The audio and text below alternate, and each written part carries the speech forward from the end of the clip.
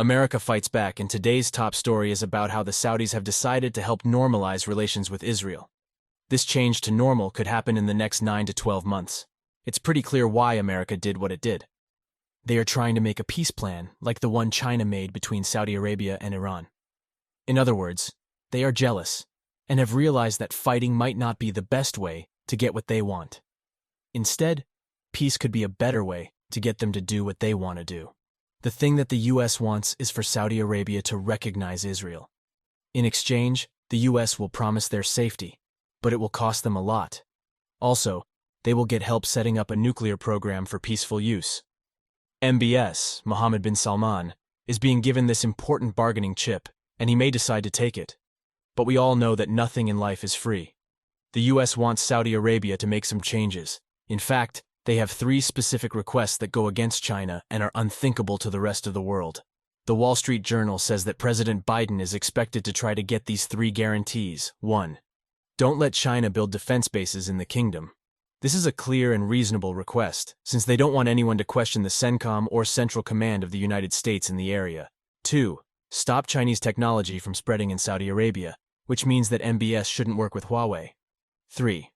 Make sure that the prices for oil sales are only given in US dollars. Biden's request is important because he wants MBS to stop selling oil and gas for Chinese yuan. This is clear and easy to understand. The main goal is to keep the US dollar as the most important currency. It's clear that the United States knows it's in a moral crisis. They know that their power in the Middle East is slowly fading, and they know that the US dollar is their only way to stay alive. Since President Biden's harsh words about what would happen to MBS, America has been on the defense. The Saudis have cut oil production by several million barrels per day, which is a big deal. They are also getting closer to the OPEC Plus group, which is led by Russia. So the United States is taking a big risk to keep the dollar as the most important currency. If this plan works, it will stop the dollarization process from slowing down, and America will have won against the BRICS countries. But if this plan doesn't work, the reserve currency is almost certain to go down. If that happens, the schedule for such a change will move up. It's important to keep in mind that we live in a real world. We need to pay attention to where things are going. Since 1971, the US dollar has been getting stronger over and over again. It has become a huge force that is hard to fight against.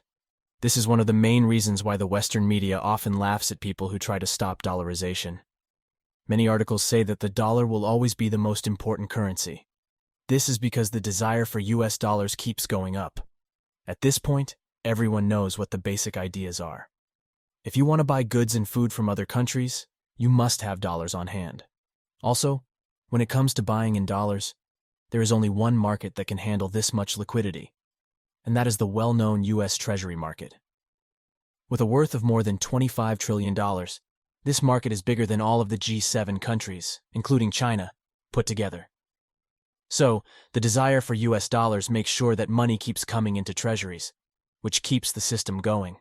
But it's important to look at the facts without bias. Gold can only be bought with a certain amount of money. The Chinese yuan is not a safe currency yet, and it won't become one anytime soon. Also, other bond markets have currencies that are too unstable compared to the dollar, or are too small. So trying to compete with the dollar in the debt markets is a waste of time. As was already said, the commodity markets, especially those for tangible things, are this scenario's Achilles heel. This is why it's important to sell oil for the yuan, rubles, or rupees in 2 countries. In essence, this method is a way to fight against the power of the dollar. America can't afford to let Saudi Arabia trade oil with other currencies, especially the yuan. So, Washington is trying to get Saudi Arabia to agree to their terms so that a chain reaction doesn't start. If Saudi Arabia joined the BRICS Union, it would have major effects. Some measures of GDP show that the BRICS countries have already passed the G7. This happened in 2020. If Saudi Arabia switched to selling oil in yuan and joined the BRICS group of countries, the rest of the global south could be affected. Washington wants to avoid this result at all costs. Dollarization doesn't mean that the yuan will have to completely replace the dollar. Even if Saudi Arabia started paying for oil with Indian rupees or the Saudi rial, this would still be a form of dollarization. During the Davos meeting, Russia's finance minister made it clear that non-dollar trade was welcome. Washington must have seen this as a danger in disguise, a sign that the empire is getting ready to strike back. You can't say enough about how important the dollar is to America. Even though there are many reasons, we will focus on two of the most important ones. First, being able to borrow money is the most important thing. This is the easiest reason to understand, and it might be the most important one right now. We've already talked about why the US economy is strong, while other economies are weakening. Germany is going through a slump, China is dealing with deflation, and demand around the world is going down. But it's interesting to look at Chinese decline from a different point of view. The idea of a breakfast for 40 cents is appealing. After years of growth, a little bit of deflation sounds like a good idea.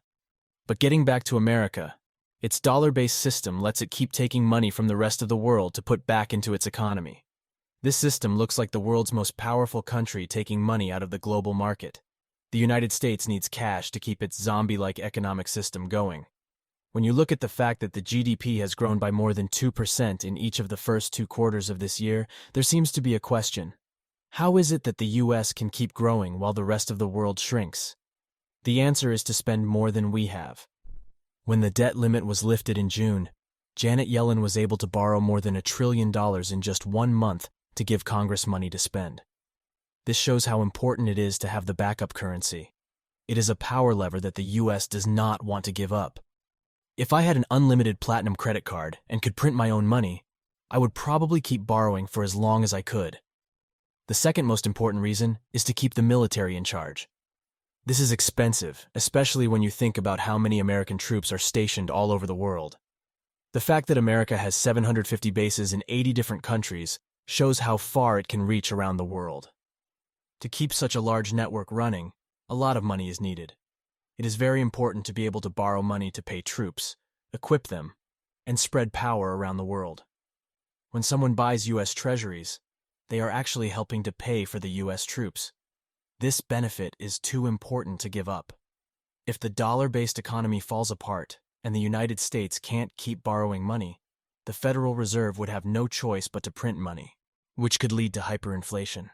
So America will fight hard to keep the standing of the dollar as the reserve currency. In this situation, it's not surprising that the US is fighting back against China, the BRICS countries, and anyone who wants to stop the dollar from being the world's main currency. The US is using many different methods to keep its power, such as using its impact with Saudi Arabia. Normalizing relations between Saudi Arabia and Israel isn't just an accident.